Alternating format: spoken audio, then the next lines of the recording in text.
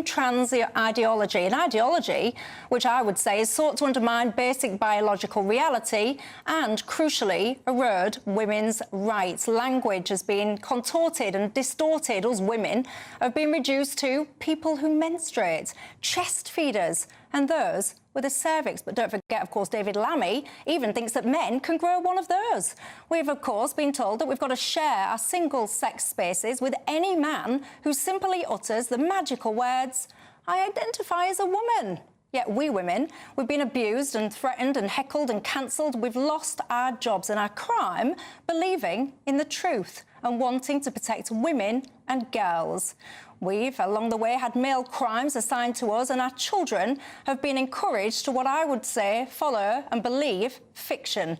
The list goes on. We've been told we must put up and we must shut up. But yet today, women were not silent.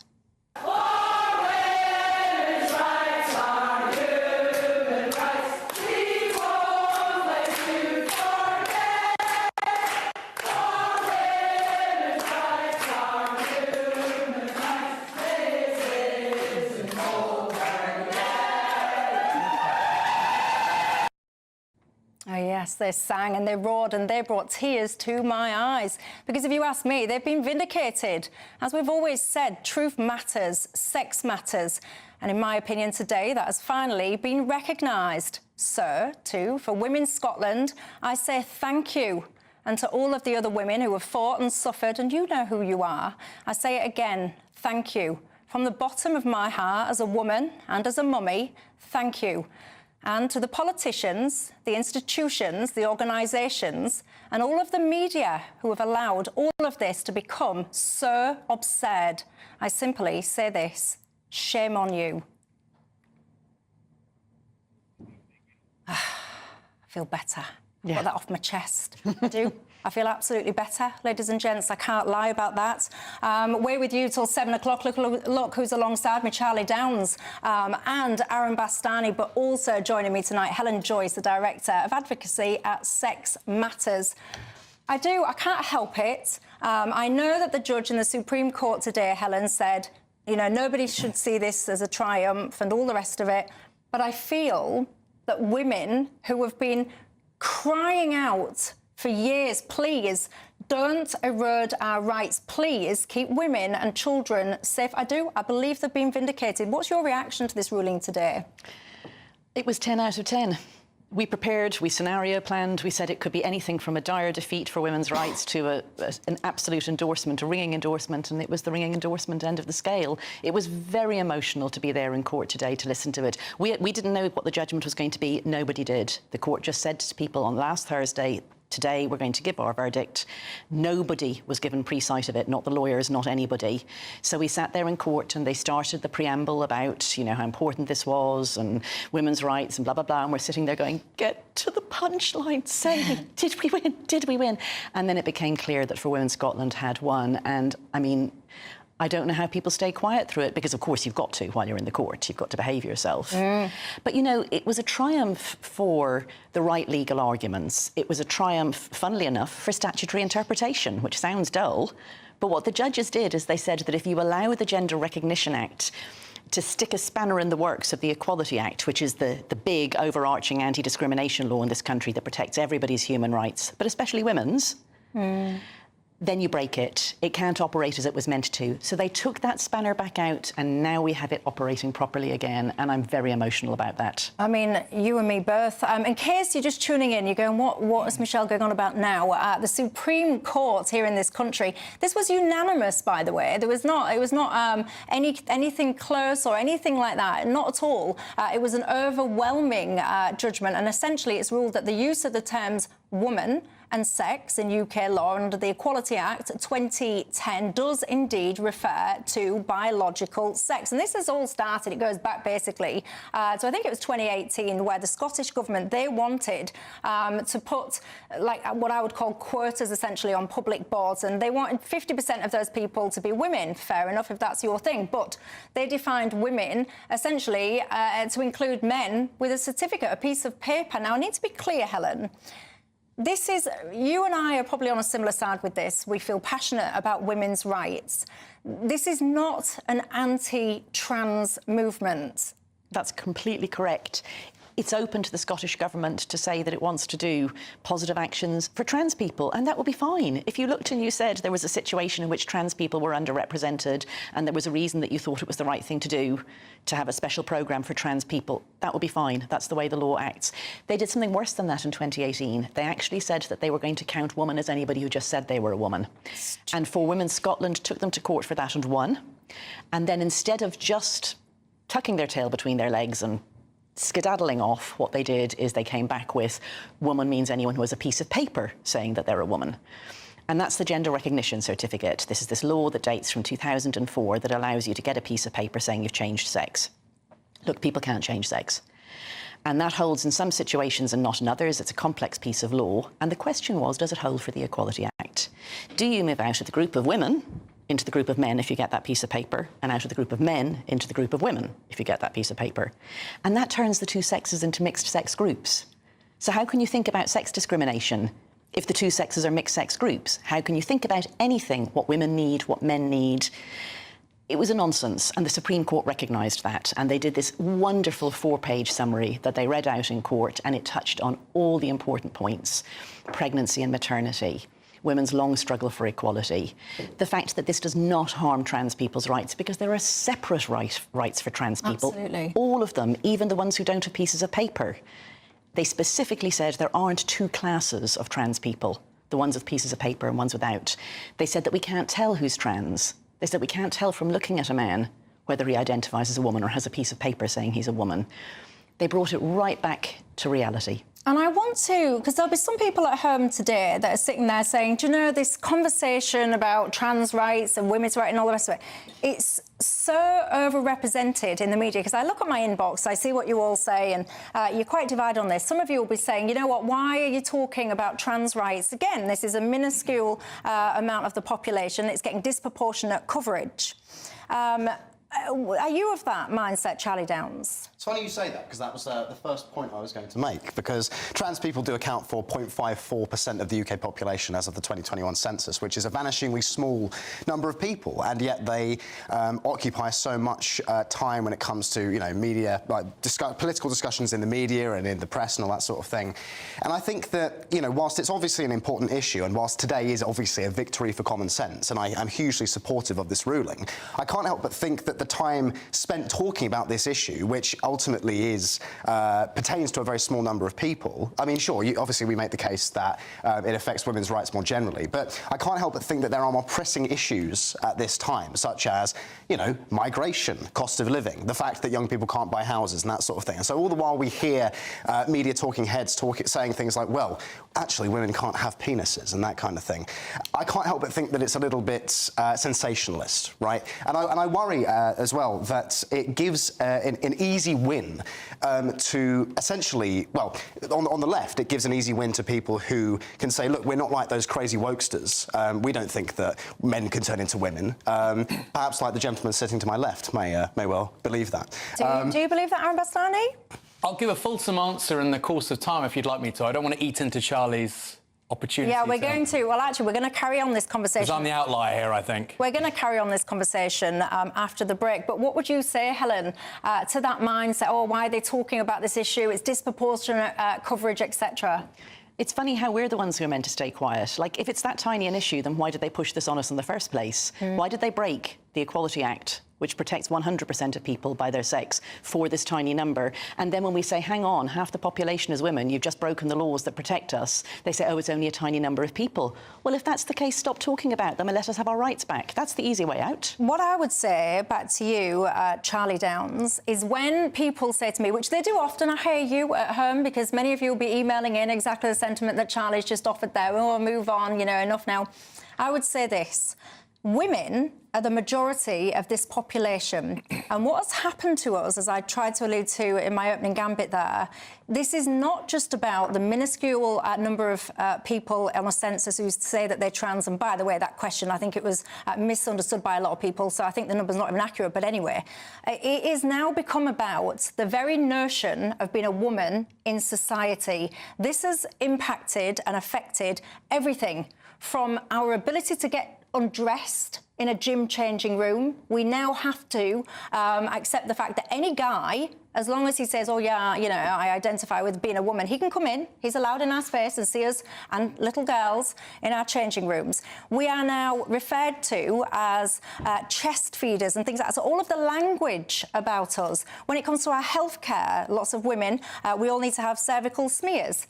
We don't know that in lots of cases now. Young girls are not told you've got to have a cervical smear, because what happens is it's people with a cervix are called into things. So it's causing so much confusion. So this is much, much broader. It's become much, much deeper. The way our children are taught and educated, this spans all of womanhood now, ladies and gents. And that's why I make absolutely no apologies. And I will never apologise for having these conversations, because what's happened to us, what's happened to our rights, our freedom of speech and our single-sex spaces has been, in my opinion, categorically wrong. The conversation continues. You can join it all the usual ways. Aaron Bastani will have a lot to say, I'm sure, as will Helen, after the break. On GB News, Britain's news channel.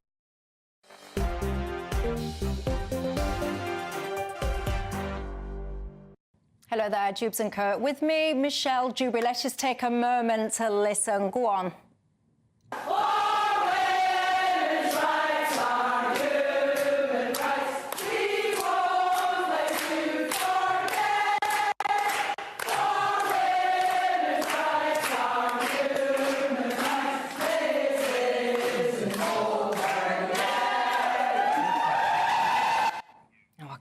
I can't help it. I could even change my ringtone to that, actually. I'm half tempted, but I won't.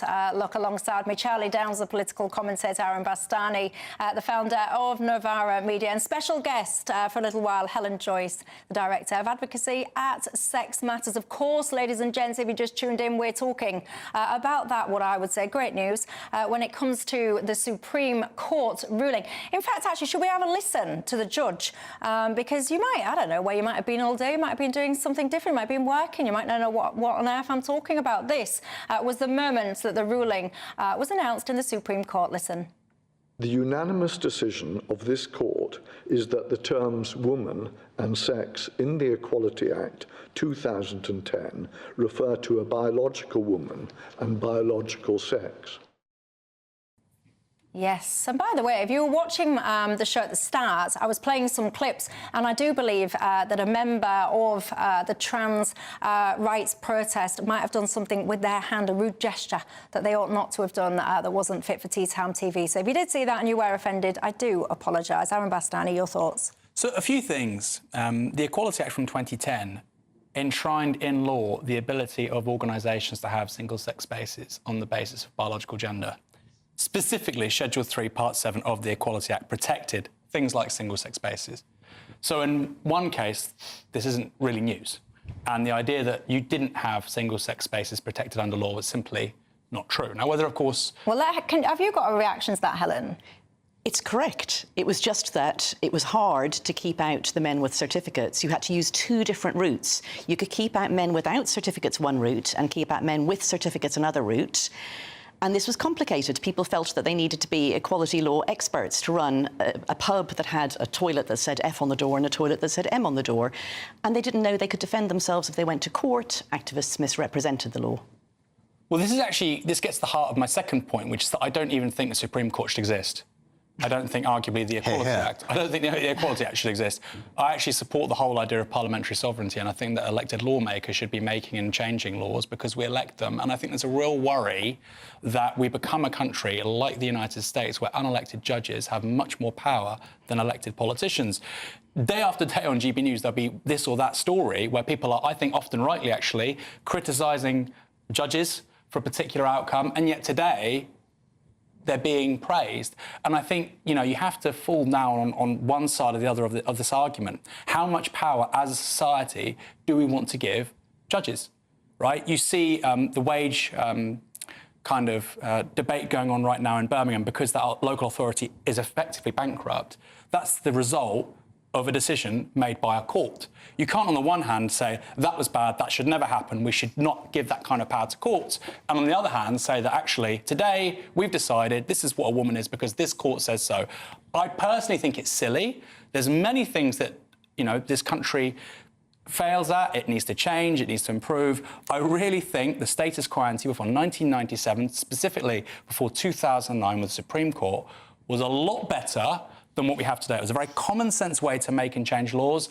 And I think, as you say, you need to be an expert in law if you want to run a business or, you know, who you're going to let into a change room. I think that's kind of ridiculous, actually, which is why I don't like the Supreme Court as an entity. What do you think to that at home? I have some strong opinions. And by the way, I reckon that this might not stop with the Supreme Court. I wouldn't be quite surprised if it didn't carry on going. Do you think it'll carry on going to the European Court of Human Rights? I don't think there's an avenue for that, actually, for reasons that were explained to me and that I promptly forgot because I'm not a lawyer. Oh, right. So I don't think so. I think we have now had the last word on the specific question of whether the Gender Recognition Act impacts on the Equality Act. But listen, Parliament made both those laws. They were drafted poorly. There was an ambiguity in them. Lawyers did a job of statutory interpretation to say how you should resolve the ambiguity. Somebody has to do it. And they did it. And it's honestly, it's massive whataboutery to complain about it being the court. Who else is going to do it? It's not whataboutery. No, I'm sorry, I'm speaking now. I listened to you. I listened to you. I listened to you. No, I'm speaking now. I'm listening to you. I'm replying to you. No, I listened to you finish your point. How does our society work? How do we make laws? It's also a huge question whether biology can be overridden by government-issued pieces of paper. The government intended to in some respect, and it didn't. No, I'm not saying that. I'm saying that biology shouldn't be overridden by pieces of paper. But anyway, in some laws it is, in some laws it isn't. The Equality Act has bits in it that reads like it is and bits in it that reads like it isn't. That ambiguity had become untenable. It had become impossible to run ordinary services without getting sued. The Supreme Court has resolved that ambiguity. And now you can. That's the good news. The good news is that lesbians can meet and not have to include heterosexual men with pieces of paper saying they're women, which is what was actually the law until the Supreme Court said, don't be ridiculous. I need to be clear again that this is not even just about, in some cases, these pieces of paper. If you watch this show regularly, you will know that at my gym, the gym that I used to attend, Virgin Active, in case you're wondering, their policy was that any member could use the changing room of the gender that they most identified with. That was literally their policy. No pieces of paper required. This is absolutely absurd. Louisa just got in touch and said, I'm welling up and I'm not even a sentimental person. Unless you're a woman, you cannot fully understand the ramifications of all of this. She says, we are living in a society where rights that we have long since fought for were under threat. She says that she feels like women have been persecuted. A lot of trans people, I'm going to play you a clip in a second, because the other side of this is a lot of trans people that actually would say that they're very disappointed with this ruling today. Let's just take a listen at someone that was on the channel a little bit earlier on today. Now, this affects me personally, directly, but you know, in my social life, in my general life, people don't call me a woman. They don't say, look, Frida, you're a woman. They just treat me as a human being. We don't communicate like that. The reason people are asking what is a woman all the time, and they're reducing women's bodies to, you know, biology all the time, and it's a reductive argument.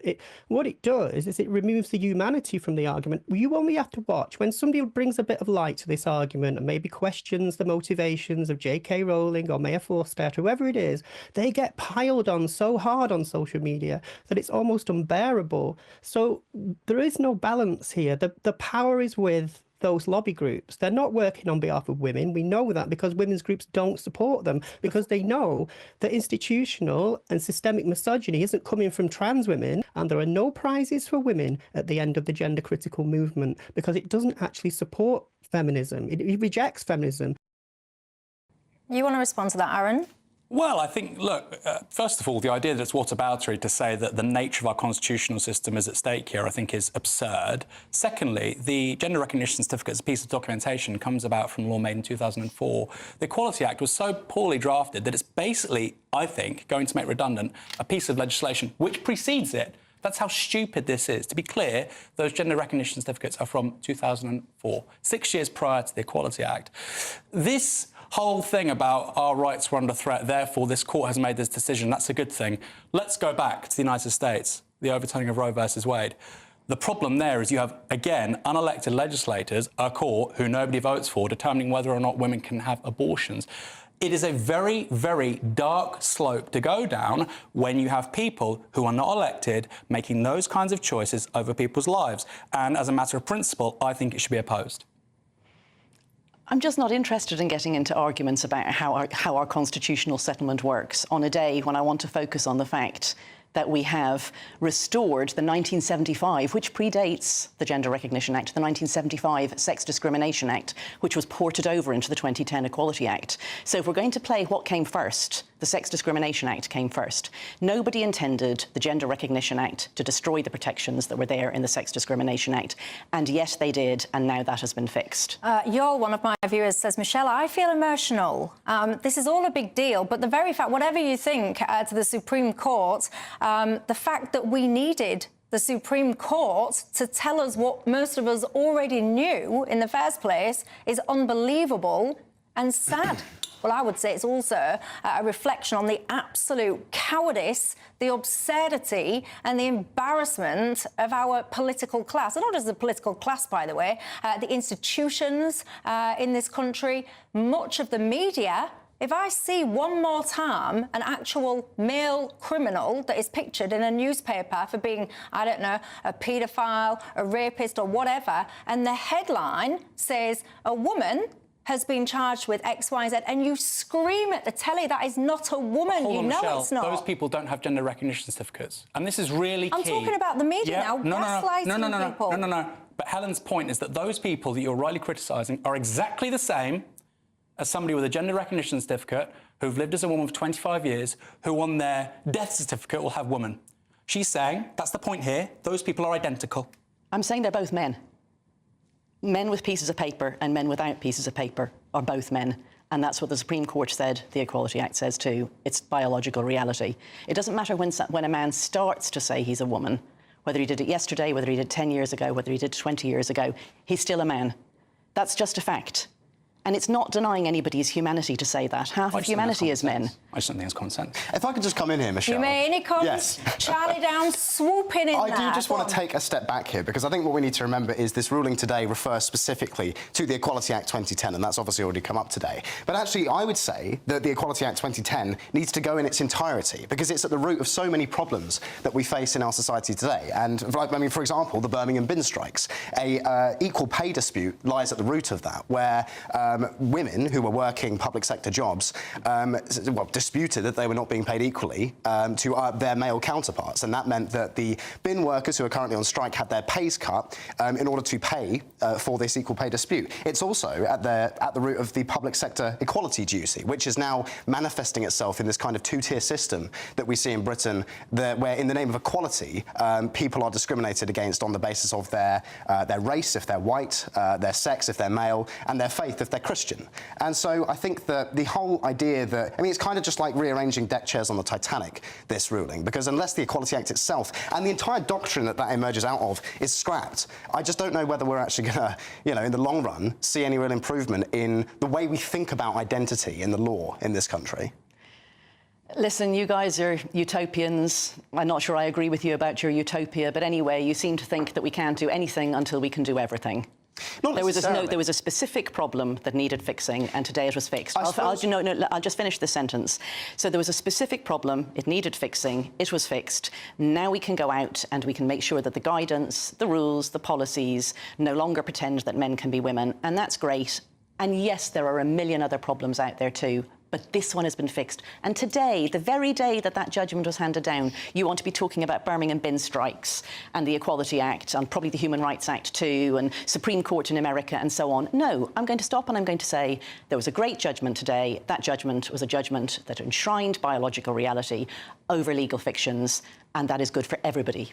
Yeah, but what I worry about, Helen, and I agree with everything you're saying, don't get me wrong here, I think this is a victory. But what I worry about is this ruling is going to contain and diffuse the kind of radical dissident energy that has surrounded this issue, because people think that they've won, when in reality, the preconditions that created this idea of gender identity and trans and all that sort of thing, and elevated and gave power to those people who went along with that ideology, that still exists. That's still enshrined in law in the form of the Equality Act 2010. So I worry as well, as I've said already on the show, that it gives an easy win to people who actually, they still have mad ideas. I mean, you've seen Ed Davey, for example, saying that this is a victory. And it's as though he was, you know, holding his breath until this happened, until he was allowed to say, actually, that men can't become women. Because the Lib Dems have towed this line for years, Labour have towed this line for years. And so it's giving those people, it's making them seem reasonable. And that's what I worry about. Well, Helen Joyce, it's almost time to bid you farewell. So a final thought from you before we do just that. Can we not at least have 24 hours to be glad that women still exist in the most important anti-discrimination and human rights law in this country before we start saying, and what about every other bit of problems that there are in every other aspect of our constitutional settlement? Today was a great day, and I'm so happy that I was there for it. It was, and Julie, one of my viewers, has said, Michelle, it felt like they were trying to erase women. Dear Andy, you call yourself the right decision by UK Supreme Court. Enough already. I can tell you many women getting in touch tonight saying that you really do feel quite emotional. And you know what? Can we have a moment to just kind of reflect on this judgment? Yes, we can. So you know what? Into the break, let's listen one more time to the spontaneous reaction from the women that were there and listening to this verdict. Let's go.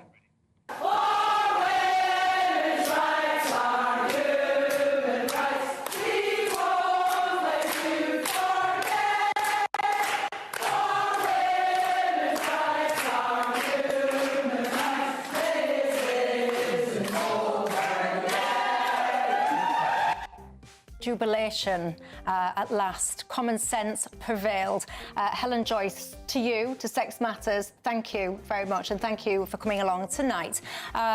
I just do. I can't help it. I do. I feel great tonight. As a woman, I finally feel that the nonsense that we've been experiencing for such a long time has finally, perhaps, hopefully, started to be reversed.